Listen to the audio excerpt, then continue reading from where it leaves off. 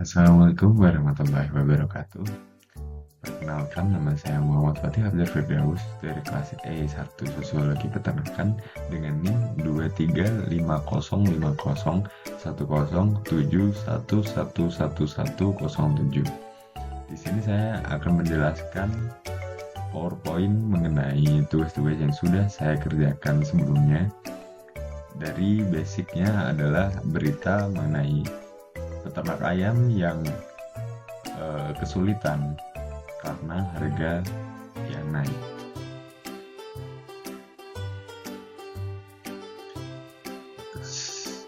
Yang pertama adalah pendahuluan. Pendahuluan berisikan berdasarkan berita yang diterbitkan oleh CNBC Indonesia pada 4 Juli 2024 dengan judul sedih, peternak ayam nangis, harga-harga bikin bunting.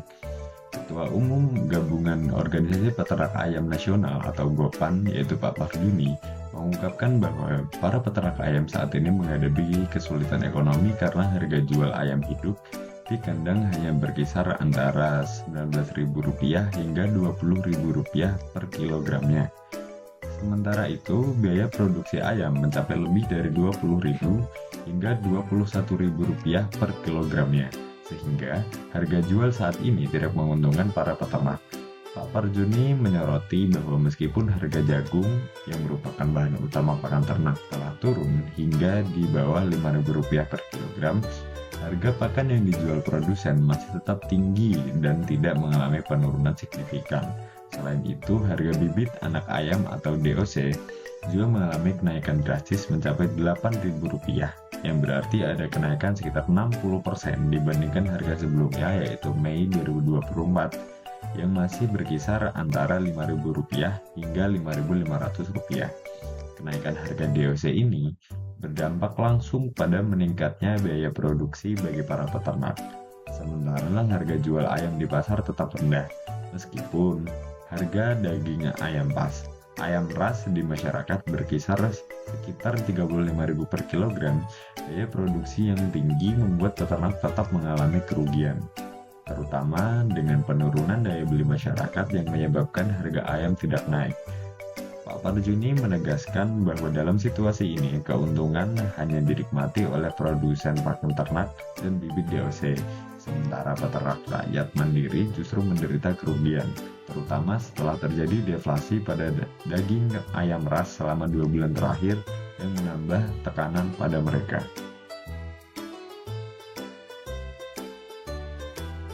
Beberapa solusi yang berkaitan dengan sosiologi dan teori yang relevan. Yang pertama adalah teori konflik dari Karl Marx. Pemerintah atau asosiasi peternak dapat memperjuangkan regulasi yang lebih adil dalam penetapan harga pakan dan DOC.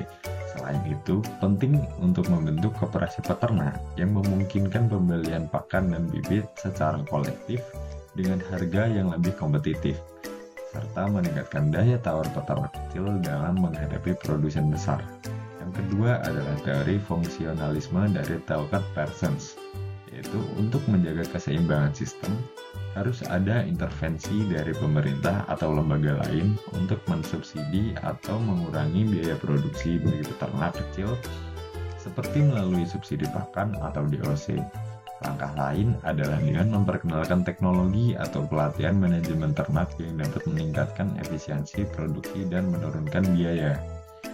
Selain subsidi dan pelatihan, penting juga untuk meningkatkan akses peternak kecil terhadap pasar yang lebih luas melalui program kemitraan dengan perusahaan besar atau melalui platform digital.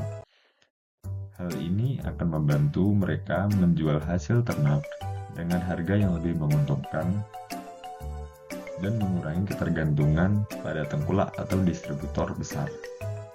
Pemerintah juga dapat memperkuat regulasi yang melindungi harga jual minimum bagi peternak, sehingga mereka tidak terus-menerus terjebak dalam siklus kerugian akibat fluktuasi harga pasar. Yang ketiga adalah teori tindakan sosial dari Max Weber, yaitu pemberdayaan peternak melalui pendidikan dan peningkatan kesadaran akan hak-hak mereka adalah kunci. Ini mencakup pelatihan dalam bidang kewirausahaan, akses informasi pasar, serta dorongan untuk memakai metode peternakan yang baru. Jaringan komunikasi dan kolaboratif peternak juga dapat meningkatkan kemampuan mereka untuk dapat bertahan di pasar yang fluktuatif seperti sekarang. Untuk memperkuat pemberdayaan peternak, penting juga untuk menciptakan platform yang memfasilitasi pertukaran pengetahuan dan pengalaman antara peternak melalui forum, seminar, atau kelompok diskusi. Mereka dapat belajar dari satu sama lain mengenai praktik terbaik dan strategi dalam menghadapi tantangan di sektor peternakan. Selain itu, kolaborasi dengan lembaga non-pemerintah atau akademisi dalam penelitian dan pengembangan dapat menghasilkan inovasi yang relevan, meningkatkan kualitas produk, dan membuka akses ke pasar yang lebih luas. Dengan demikian, peternak kecil akan lebih siap menghadapi dinamika besar dan mengoptimalkan potensi usaha mereka.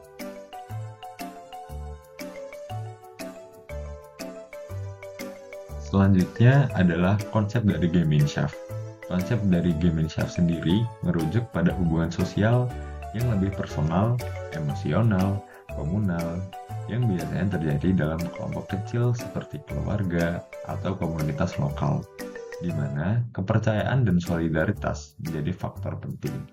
Dalam konteks peternakan, hal ini terlihat dalam interaksi antar peternak di lingkungan desa atau komunitas kecil, di mana mereka seringkali memiliki hubungan erat dengan sesama peternak atau pemasok hukum.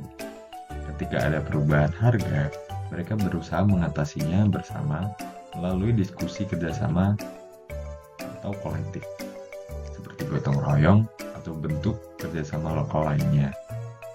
Untuk mengurangi dampak dari kenaikan harga pakan atau penurunan harga jual, nilai kebersamaan juga dapat diterapkan pada komunitas kecil di mana para peternak juga bisa belajar untuk mengendalikan semua yang ada yang sudah saya jelaskan tadi.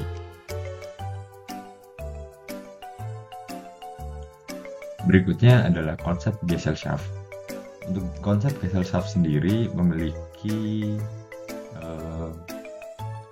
ketimpangan atau tidak kesetujuan dengan konsep Gemeinschaft, yaitu konsep Gesellschaft mencerminkan hubungan yang lebih formal, rasional, dan transaksional yang umum terjadi dalam interaksi skala besar, di mana organisasi berfokus pada kepentingan ekonomi yang jelas.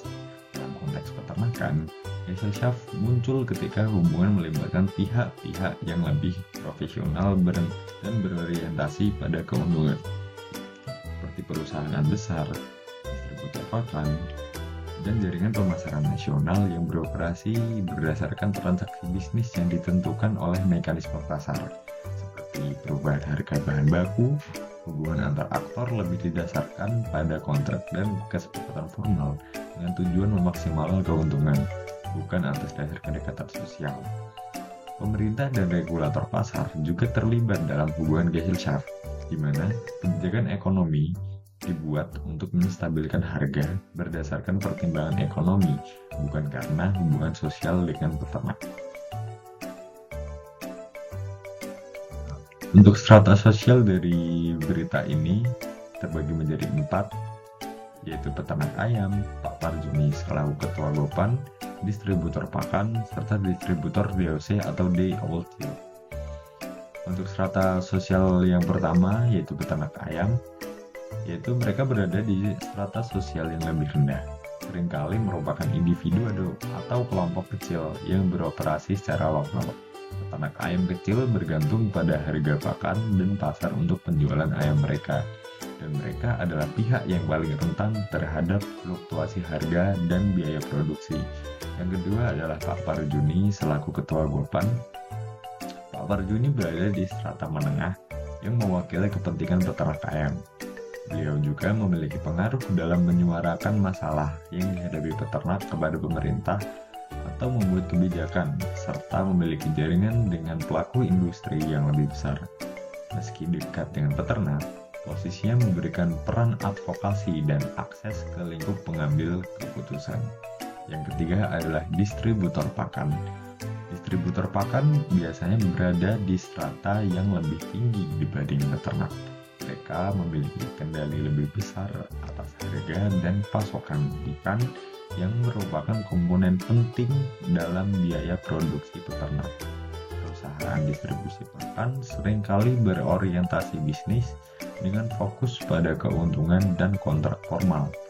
Yang keempat adalah distributor DOC atau day-old-tick. Seperti distributor pakan, mereka hampir setara karena distributor DOC juga berada di strata menengah hingga tinggi.